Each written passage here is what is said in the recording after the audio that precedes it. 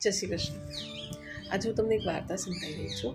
આ વાર્તા મેં લીધી છે આવકાર ન્યૂઝની વોટ્સએપ ચેનલ પરથી. વાર્તા થોડી ઇન્ટરેસ્ટિંગ છે, તો થોડીક ધ્યાનથી સાંભળો. હું ઉબર ચલાવું છું, મોટે ભાગે નાઇટ શિફ્ટ કરું છું. ગયા અઠવાડિયે રાત્રે 11 વાગે મેં એક વૃદ્ધ માણસને બેસાડ્યા. તેઓ ગાડીમાં બેઠા અને બોલ્યા, મારે આજે રાત્રે 5 જગ્યાએ જવું છે. હું તને $500 રોકડા આપીશ, પણ શરત એ છે કે જ્યાં સુધી કામ પૂરું ન થાય ત્યાં સુધી તું મને કંઈ પણ પૂછીશ નહીં. અને તમે મને 5 સવાલ પૂછ્યા. પહેલું સ્ટોપ હતું શહેરની બહાર એક ઘર. તેઓ ગાડીમાં જ બેસી રહ્યા અને 10 મિનિટ સુધી એ ઘરને જોતા રહ્યા અને મન ભરીને રડ્યા. પછી ધીમેથી બોલ્યા, હવે આપણે આગળ જઈએ. નેક્સ્ટ સ્ટોપ હતું પ્રાથમિક શાળા. ત્યાં ઘણું અંધારું હતું. તેઓ ઉતર્યા અને ત્યાંના બગીચામાં જઈને ત્યાંનો હિંચકો હતો ત્યાં બેઠા. લગભગ 20 મિનિટ ત્યાં રહ્યા અને પાછા આવે ત્યારે તેમણે મને કીધું, મેં અહીં 45 વર્ષ સુધી ભણાવ્યું છે. મારા જીવનની સર્વશ્રેષ્ઠ નોકરી હતી. ત્રીજા સ્ટોપ પર અમે નીકળ્યા. એ હતું એક ડિનર રેસ્ટોરન્ટ. તેઓ અંદર ગયા અને એક કોફી ઓર્ડર કરી. એક ટેબલ પર એકલા બેઠા, કોફી પીધી નહીં, બસ આજુબાજુ જોતા રહ્યા. 15 મિનિટ પછી પાછા આવ્યા ત્યારે એમણે મને કીધું કે 1967માં મારી પત્ની સાથે હું અહીં પહેલી વાર ડેટ પર આવ્યો હતો. રોમેન્ટિક. ચોથા સ્ટોપ પર અમે પહોંચ્યા. એ હતું સ્મશાન. ખૂબ ડર લાગે છે. એઓ ત્યાં ઉતરીને એક કબર પાસે જઈને ઊભા રહ્યા. ત્યાં કંઈક વાતો કરતા હતા, પણ મને સંભળાયું નહીં. લગભગ 30 મિનિટ પછી ફરી પાછા ત્યાંથી આવ્યા ત્યારે એમણે આંખો ભીની હતી. એ બોલ્યા, મારી પત્ની, તેને ગયાને આજે બરાબર 3 વર્ષ વીત્યા છે. ત્યાં તમે 5મા સ્ટોપ પર પહોંચ્યા, હોસ્પિટલ. તેમણે મને પાર્કિંગમાં રાહ જોવાનું કહ્યું. આ છેલ્લો સ્ટોપ છે.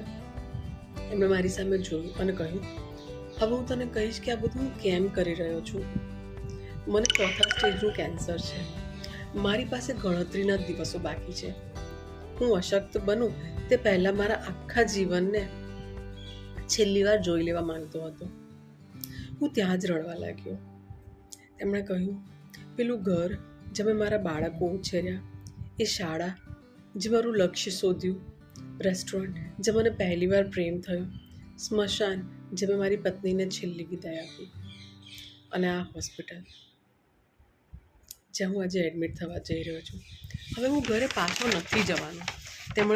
તેમણે મને $500 પાછા આપ્યા અને કહ્યું કે તારો આભાર કે તે મને મારા જીવનની છેલ્લી મુસાફરી કરાવી. તું છેલ્લો અજાણ્યો માણસ છે જેણે મારા પ્રત્યે દયા બતાવી. મેં પૈસા લેવાની ના પાડી, પણ તેમણે આગ્રહ કર્યો અને કહ્યું કે મારી પાસે આ પૈસા આપવા માટે કોઈ છે જ નહીં. મારા બાળકો મારી સાથે વાત નથી કરતા. તારા 3 કલાકની દયાની કિંમત $500 કરતાં ઘણી વધારે છે. એમ કહી તેઓ પોતાની નાની સૂટકેસ લઈને ઉતર્યા. પાછળ ફરી એમણે મને પૂછ્યું કે તારું નામ શું છે? અને મેં એમને જવાબ આપ્યો કે મારું નામ માર્ક્સ છે.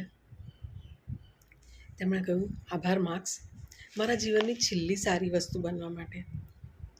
અને તેઓ હોસ્પિટલની અંદર ચાલ્યા ગયા. હું કલાક સુધી મારી ગાડીમાં બેસીને રડતો રહ્યો. એકચ્યુઅલી એક પોઝ લો. અગર તમારી સાથે not as a driver, but આવી રીતે જ્યારે એક્સપિરિયન્સ થાય તો it's really crying moment, right? આપણને પોતાને પણ ઘણું દુઃખ થાય. Okay, let's move on. એમણે મને થેન્ક યુ કીધું કે હું એમની જિંદગીની સારી વસ્તુ બન્યો અને તેઓ હોસ્પિટલ અંદર ચાલ્યા ગયા. હું કલાક સુધી મારી ગાડીમાં બેસીને રડતો રહ્યો. બીજે દિવસે હું તેમને મળવા ગયો. Room number 412, mister Pietersen. હું ફૂલો લઈને ગયો હતો. તેઓ મને જોઈને હસ્યા અને કહ્યું, માર્ક્સ તું પાછો આવ્યો. તે ખુશ થયા હતા અને એમને જોઈને હું પણ ખુશ થયો હતો અને એકચ્યુઅલી હું પણ ખુશ થઈ.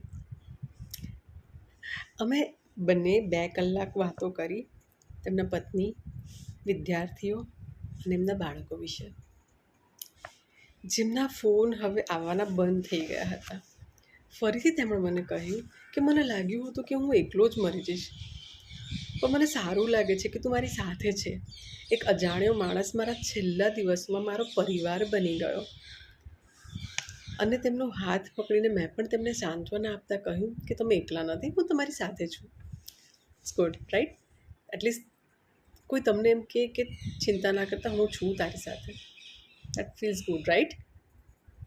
જસ્ટ એક લાઈક કરજો આ મોમેન્ટ પર અગર તમને ગમ્યું હોય તો.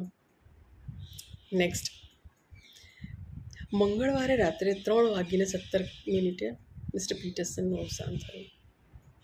ત્યારે હું ત્યાં જ હતો. મેં એમનો હાથ પકડી રાખ્યો હતો. તેમના અંતિમ શબ્દો હતા, લોકોને કહેજે કે અજાણ્યા લોકો સામે જુએ. આજે દરેક વ્યક્તિ મરી રહી છે, પણ રસ્તામાં એકબીજા પ્રત્યે દયા રાખજો. તે મને આજે એકલા પડવાથી બચાવી લીધો છે. અગર આ મારા શબ્દો છે, હું મારું પોતાનું એડ કરી રહી છું કે અગર હું એકલો મરતો તો હું કદાચ રડીને મરતો, તો આજે હું એની જગ્યાએ ખુશ થઈને મરી રહ્યો છું. હવે આ રિયલ સ્ટોરી છે, આ સ્ટોરી છે. અને તેમના અંતિમ સંસ્કારમાં માત્ર 6 જ લોકો હતા. હું, 3 નર્સ કે જેમણે તેમની બેડરેસ્ટ પર સેવા કરી હતી, એમનો એક વકીલ અને એક જૂનો વિદ્યાર્થી. તમે માનો, જે માણસે 43 વર્ષ સુધી ભણાવ્યું, 52 વર્ષ સુધી પ્રેમ કર્યો, તેમના અંતિમ સમયે માત્ર 6 લોકો. મેં ત્યાં કીધું કે મિસ્ટર પીટરસને મને શીખવાડ્યું છે કે દરેક અજાણ્યો માણસ કોઈકની આખી દુનિયા હોય છે. દરેક ઉબેર પેસેન્જરની એક પોતાની કહાની હોય છે, એક પોતાની સ્ટોરી હોય છે, જે મે બી એ બધાને શેર કરવા માંગતો હોય છે, રાઈટ? આજે મારી પણ સ્ટોરી હોય, તમારી પણ સ્ટોરી હશે. દયા એ કોઈ વધારાની વસ્તુ નથી, એ બધું જ છે. મેં $500 ક્યારેય વાપર્યા નથી. ઇનફેક્ટ એ હજી સુધી મારી ગાડીમાં પડ્યા છે. એ મને યાદ અપાવે છે કે આપણે બધા અજાણ્યા જ છે ત્યાં સુધી કે જ્યાં સુધી કોઈ આવીને ઊભું ના રહે આપણી પાસે, આપણને સાંભળે નહીં. ઇમ્પોર્ટન્ટ વાર્તા હતી, પણ ઘણી હૃદયસ્પર્શી હતી. હું માનું છું કે આજના જમાનામાં બધાને કોઈની કોઈ વાર્તા હોય છે. I mean everybody has a on story and everybody want somebody to listen to them. બધાને જ એમ હોય છે કે કોઈક ને કોઈક મને સાંભળે, રાઈટ? આ ગમ્યું હોય તો પ્લીઝ એક લાઈક કરજો. Thank you.